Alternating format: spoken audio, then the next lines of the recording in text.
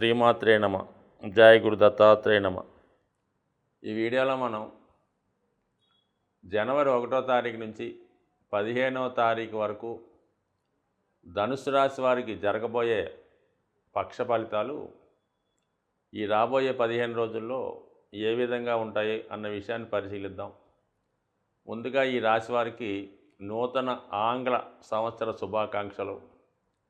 ఎప్పటిలాగే ఈ రాశి వారికి గ్రహాలన్నీ చాలా అనుకూలంగా ఉంటూ ఇంచుమించుగా 90% శుభ ఫలితాలు ఇవ్వడం జరుగుతూ ఉంది.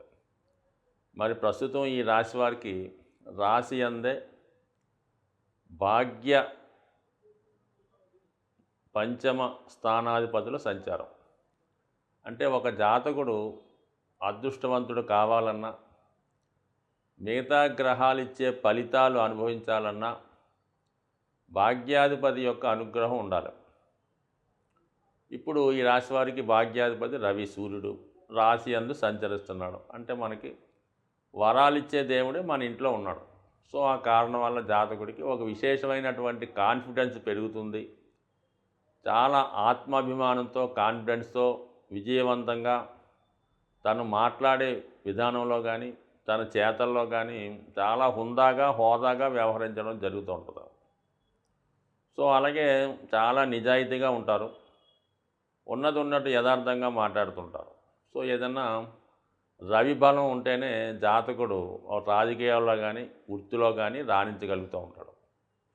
అటువంటి రవి సంపూర్ణంగా, అంటే రాజు అనుగ్రహం ఉంటే మిగతా గ్రహాలు కూడా ఆటోమేటిక్గా ఏ భావంలో ఉన్నా సహకరించవలసిందే. వ్యతిరేకించే అధికారం ఏ గ్రహానికి ఉండదు ఈ సమయంలో. దానికి ప్లస్ పాయింట్గా పంచమాధిపతి అంటే పూర్వపుణ్య స్థానాధిపతిగా ఉన్నటువంటి కుజుడు కూడా రాశి అందే సంచరిస్తున్నాడు. అంటే దాన్ని బట్టి ఏమవుతుంది, జాతకుడు ఉన్నటువంటి తెలివితేటలకి తగిన గుర్తింపు వస్తుంది. తన ఆలోచనల్ని సరైన మార్గంలో పెట్టి తద్వారా 10 మందికి ఉపయోగపడే కార్యక్రమాలు చేస్తూ ఉంటారు. ఇది ఏ రంగంలో ఉన్న వాళ్ళకైనా అభివృద్ధి కలుగుతూ ఉంటుంది. ఈ సమయంలో వృత్తిలో అభివృద్ధి కంపల్సరిగా ప్రమోషన్ లాంటిది రావడం జరుగుతుంది. అంటే అది వ్యక్తిగతంగా డైరెక్ట్గా ఉద్యోగస్తులకే కాకుండా స్వతంత్ర వృత్తిలో ఉన్నవాళ్ళు కూడా వారి యొక్క స్టేటస్లో కానీ, వాళ్ళ యొక్క తీసుకునే ఫీజులో కానీ ఖచ్చితమైన ఇంప్రూవ్మెంట్ వస్తుంది. ప్రభుత్వ పథకాలు మీకు అనుకూలంగా వస్తాయి. కొంతమందికి ఏదైనా రీసెర్చ్ చేస్తున్న వాళ్ళకి ఏదైనా ప్రభుత్వ గుర్తింపు కానీ, కొన్ని బిడుదలు లాంటివి కానీ ఈ సమయంలో వచ్చే అవకాశం ఉంది.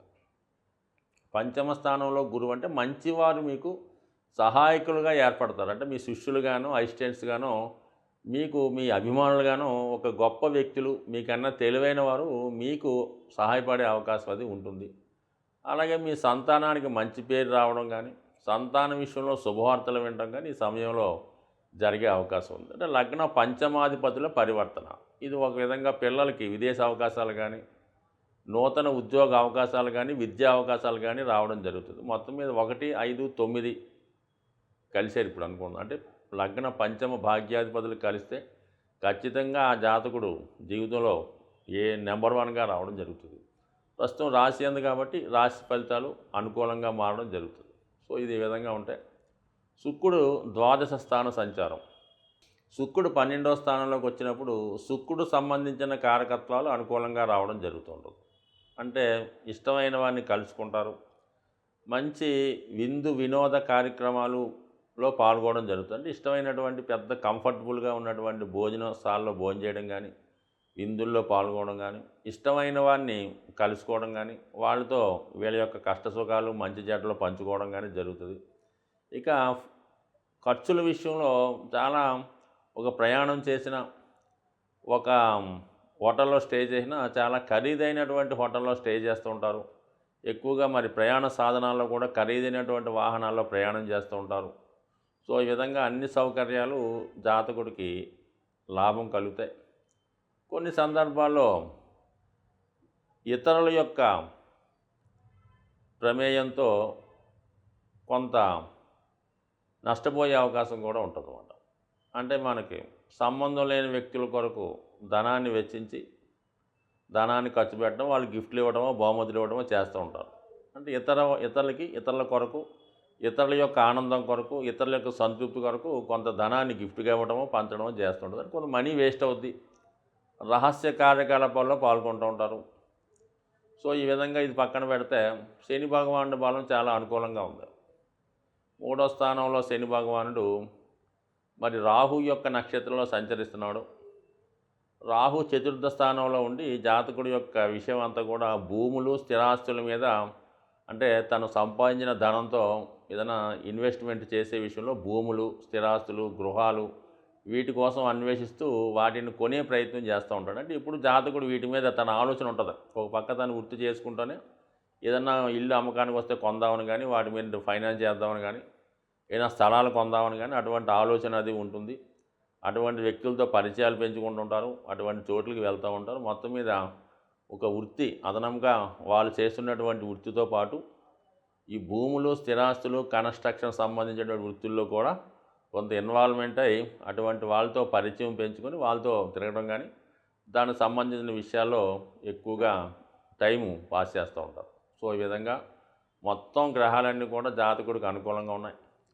కేతువు 10వ స్థానంలో ఉన్నప్పుడు ఏం చేస్తాడంటే జాతకుడు తను చేస్తున్నటువంటి వృత్తితో పాటు వేరే వృత్తిలోకి జంప్ అయ్యే ప్రయత్నం చేస్తూ ఉంటాడు అనమాట. అదనపు ఆదాయం కొరకు కేతువు కాబట్టి ఆధ్యాత్మికపరమైన వృత్తుల్లో కానీ, అది న్యాయవాదులైతే వాటికి సంబంధించినటువంటి వృత్తుల్లో కానీ, పురోహితులు కానీ, విద్యావేత్తలు కానీ మొత్తం మీద ఏంటంటే కొద్దిగా ఆధ్యాత్మిక కార్యక్రమాల్లో పాల్గొనడం కానీ, అలాగే కొత్తగా పరిశోధన, కొత్తగా వచ్చిన యంత్రాలు వాటి మీద రీసెర్చ్ చేస్తూ ఉంటారు. వైద్యులైతే కొత్తగా వచ్చినటువంటివి వారి వృత్తిలో ఇంప్లిమెంట్ చేసుకుంటుంటారు, పరిశోధన పెంచుతూ ఉంటారు. మొత్తం మీద ఏంటంటే తమ యొక్క నైపుణ్యాన్ని పెంచుకునే ప్రయత్నంలో కొత్త విషయాల మీద ఎంకరేజ్ చేస్తుంటారు. కొత్తగా కనిపెట్టి వాటి మీద ఇన్వెస్ట్ చేయడం ప్రయత్నం జరుగుతుంటుంది. మొత్తం మీద ఏదైనా ప్రస్తుతం ఈ గోచార ఫలితాల్లో ఈ ధనుసు రాశి వారికి అన్ని రాశుల వారికన్నా ఎక్కువ ఫలితం ఇంచుమించుగా 85 నుంచి 90 మార్కులు ఈ రాశి వారికి వేసే అవకాశం ఉంటుంది. బట్ ఏదైనా ధనుసు రాశి వారు కంపల్సరీగా సూర్య నమస్కారం చేసుకోవడం, దైవాన్ని ఎంత ఎక్కువగా ఆరాధిస్తే ఈ రాశివారు వారి యొక్క ఇబ్బందుల నుంచి, కష్టాల నుంచి అంత తొందరగా బయటపడే అవకాశం ఉంది. సో, అలాగే ఇది మన ఈ గోచారం అన్నది సాధారణంగా మనం వ్యక్తిగత జాతకం కాకుండా మీకు ఉన్నటువంటి కేవలం మీ జాతకంలో మీరు ఉన్నప్పుడు ఉన్నటువంటి చంద్రుడిని బేస్ చేసుకొని మనం గోచారం చెప్పడం జరుగుతుంది. అలాగే చంద్రుడితో పాటు చాలామందికి కేవలం రాశే తెలుస్తుంది తప్ప లగ్నం అన్నది తెలియదు.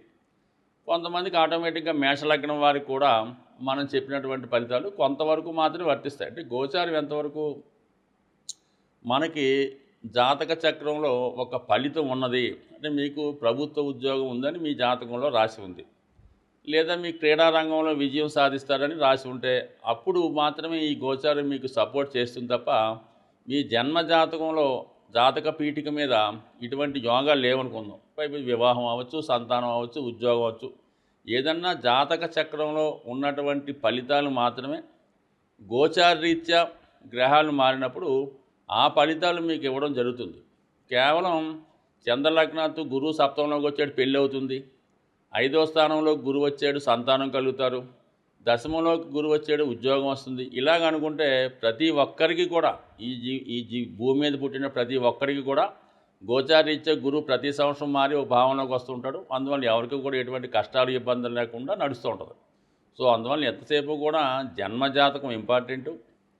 ఆ జన్మజాతకంలో ఉన్నటువంటి గ్రహాల స్థితిగతులను బట్టి, ఉన్న యోగాలను బట్టి మీకు గోచారం సపోర్ట్ చేస్తుంది. కాబట్టి సాధ్యమైనంత వరకు ముఖ్యమైన కార్యక్రమాలు చేపట్టేటప్పుడు, అందులో వివాహం, ఉద్యోగం, అలాగే ఏదైనా వ్యాపారం ప్రారంభించే ముందు, లేదా మనం గృహయోగం ఉందా లేదా ఇలాంటి విషయాలు తెలుసుకున్నప్పుడు మీకు నమ్మకమైనటువంటి జ్యోతిష్కుల్ని చూపించుకోవడం, వారి సలహాలు సంప్రదింపులు చేసుకొని కూడా మనం దాన్ని జాతకాన్ని పరిశీలించుకోవాలి. జాతకంలో యోగం ఉన్నా కూడా దాని దశలు కూడా అనుకూలంగా రావాలి. అటు ఒకటికి మంచి శుక్రమాదశ ఉంటుంది. ఆ శుక్రుడు ఖచ్చితంగా 4వ స్థానంలో మంచి ఉచ్చులో బలంగా ఉంటాడు. అంటే మంచి వాహన యోగం, గృహయోగం అన్నీ జరుగుతాయి. కానీ మరి ఆ శుక్రమాదశ రావాలి కదా. ఆ శుక్రుడు ఎప్పుడో జీవిత చివరి భాగంలో వచ్చినా ఫలితం ఉండదు, అలాగే ప్రారంభంలో చిన్నప్పుడు పోయినా ఫలితం ఉండదు. సో, అందువల్ల దశలను బట్టి, ఆ దశలకి గోచారం సపోర్ట్ చేయబట్టి మీ యొక్క జాతక విశ్లేషణ ఉంటుంది. కాబట్టి సాధ్యమైనంత వరకు తెలిసిన వారికి, బాగా సబ్జెక్ట్లో అనుభవం ఉన్న వాళ్ళకి మీ యొక్క జన్మజాతకాన్ని కూడా చూపించుకొని అందులో ఉన్నప్పుడు మీరు ఖచ్చితంగా కొంత ప్రయత్నం చేసి ఏదో విదేశం కోసం వెళ్తాం. జన్మజాతకంలో లేనప్పుడు గోచారంలో సపోర్ట్ చేయడానికి ఏం ఉపయోగం? ఎన్నిసార్లు వెళ్ళినా కూడా వచ్చింది వచ్చినట్టే వెనక్కి ఫెయిల్ అవుతుంటుంది, ఊరికే మనీ వేస్ట్ అవుతుంటుంది. సో ఆ కారణం వల్ల జన్మజాతకం ఇంపార్టెంట్. బట్ ఏదైనప్పుడు కూడా జన్మజాతకం బాగుండాలి, దశలు బాగుండాలి, గోచారం బాగుండాలి. ఇవన్నీ బాగున్నప్పుడు మాత్రమే జాతకుడు తన జాతకంలో ఉన్నటువంటి యోగాలు అనుభవించి మరి వాళ్ళ యొక్క జీవితంలో ఉన్నత స్థాయికి వెళ్ళే అవకాశం ఉంటుంది. స్వస్తి.